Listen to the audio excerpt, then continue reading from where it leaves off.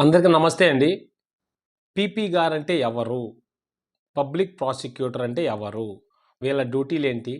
ఎటువంటి కేసులు డీల్ చేస్తారు? ఏ కేసులో ఇన్వాల్వ్ అవుతారు? అనేటటువంటి విషయాలు ఈ వీడియోలో క్లియర్‌గా తెలుసుకుందాం. అయితే పబ్లిక్ ప్రాసిక్యూటరు గవర్నమెంట్ కేసులను మాత్రమే చూస్తారు. గవర్నమెంట్ కేసులంటే ఏంటి? స్టేట్ కేసులంటే ఏంటి?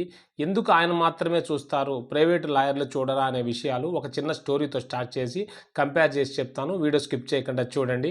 పబ్లిక్ ప్రాసిక్యూటర్ రోల్ క్లియర్‌గా అర్థం చేసుకోవడానికి ఒక చిన్న స్టోరీ. అంటే రామ్ అనే ఒక వ్యక్తి ఒక రాత్రి కత్తితో దాడి చేసి సురేష్ అనే వ్యక్తిని గాయపరిచాడు.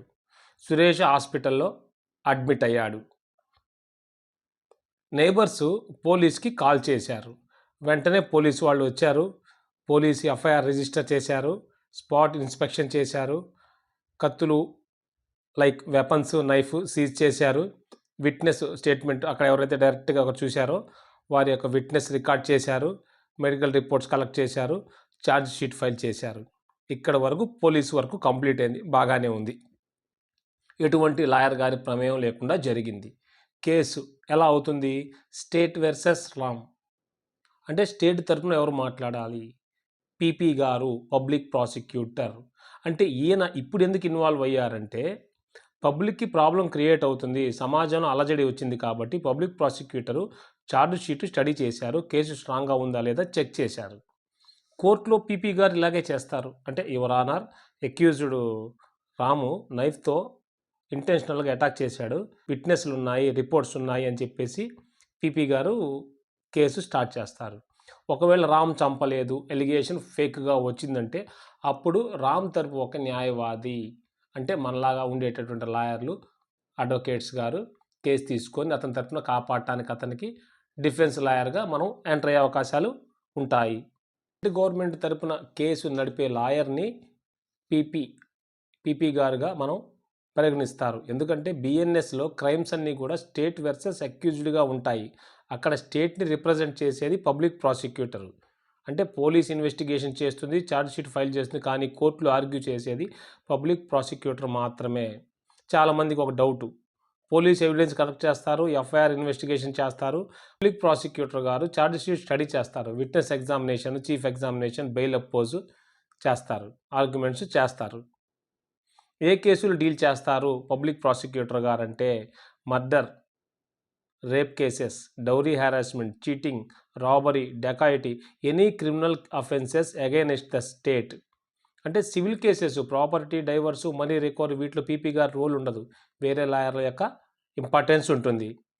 పీపీ ఎక్కడ ఉంటారు అంటే జిల్లా కోర్టులలో ఉంటారు, డిస్ట్రిక్ట్ కోర్ట్స్లో. సెషన్ కేసులో కూడా వాళ్ళు ఇన్వాల్వ్ అయి ఉంటారు, మర్డర్, రేప్ అవి. హైకోర్టులో అయితే అడిషనల్ అడ్వకేట్ జనరల్గా కూడా వ్యవహరిస్తుంటారు.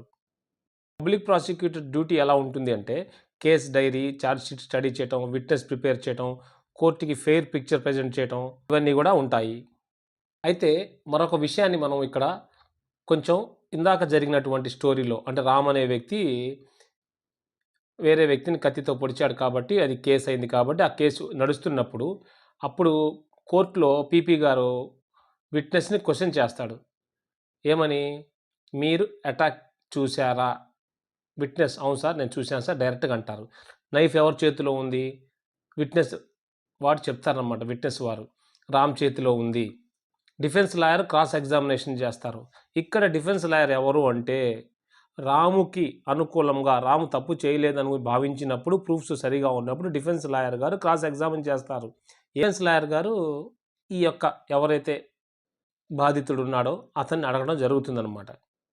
ఫైనల్‌గా ఏంటంటే ఆల్ ఎవిడెన్సెస్, ప్రూఫ్స్ అన్నీ కరెక్ట్‌గా ఉంటే శిక్ష పడుతుంది. లేని పక్షాన అతనికి నిర్దోషిత్వం వస్తుంది కాబట్టి ఈ విషయాన్ని మనం గమనించాలి. పీపీ గారు ఆర్గ్యూ చేయకపోతే కేసు కొలాప్స్ అవుతుంది. జడ్జి గారు ఎవిడెన్స్‌లన్నీ కూడా కన్సిడర్ చేసి అతనే దోషి అయితే శిక్ష విధిస్తారు. లేదంటే ఎవిడెన్స్ వీక్‌గా ఉంది, కరెక్ట్‌గా లేకపోతే అతన్ని ఎక్విటల్‌గా నిర్దోషిగా నిరూపిస్తారనమాట. మేజర్‌గా పబ్లిక్ ప్రాసిక్యూటర్ అనే వ్యక్తి గవర్నమెంట్ తరపున కోర్టులో క్రిమినల్ కేసెస్ కండక్ట్ చేసేటప్పుడు దానికి ప్రతినిధిగా వ్యవహరించి కేసులు చూస్తారు. ఎందుకు గవర్నమెంట్ కేసులు అంటే సమాజంలో అల్లర్లు జరిగిన మర్డర్, రేప్, దొంగతనం, భయంకరమైనటువంటి చీటింగు, ఫ్రాడ్ జరిగిన ఆ కేసు కోర్టుకు వస్తుంది. అప్పుడు ఈయన గవర్నమెంట్ ప్రతినిధి కాబట్టి ఈయన వేస్తారు. అయితే ఎవరైతే కేసు పెట్టారో వారు కోర్టుకు వచ్చినప్పుడు అపోజిషన్ నేను ఇది చేయలేదండి అనుకున్నప్పుడు అతని తరపు లాయర్ గారు కూడా ఉంటారు కాబట్టి డిఫెన్స్ చేసుకోవడానికి ఉంటారు. ఈ రెండిట్లో డిఫరెన్స్ ఇది మాత్రమే ఉంటుంది. సింపుల్గా వీడియో చేసి ఇన్ఫర్మేషన్ చెప్పడం జరిగింది. నెక్స్ట్ వీడియోలో మరో కంటెంట్ తోటి టోటల్గా ఏ ఏ కేసుల్ని ఎవరెవరు వేస్తారు, ఏ జడ్జి గారికి ఏ పరిధి ఉంటుంది, సివిల్ జడ్జి అంటే ఏంటి, ప్రిన్సిపల్ జూనియర్ జడ్జి అంటే ఏంటి, session judge, district judge, PDJ, civil judge, senior civil judge, ఏ కోర్టులో ఏ కేసు వేయాలి, ఎంత కాస్ట్కి ఎక్కడ వేయాలి అనే అంశాలు కూడా జ్యూరిస్డిక్షన్ వైజ్గా చెప్తాను. Thank you for watching. See in the next video.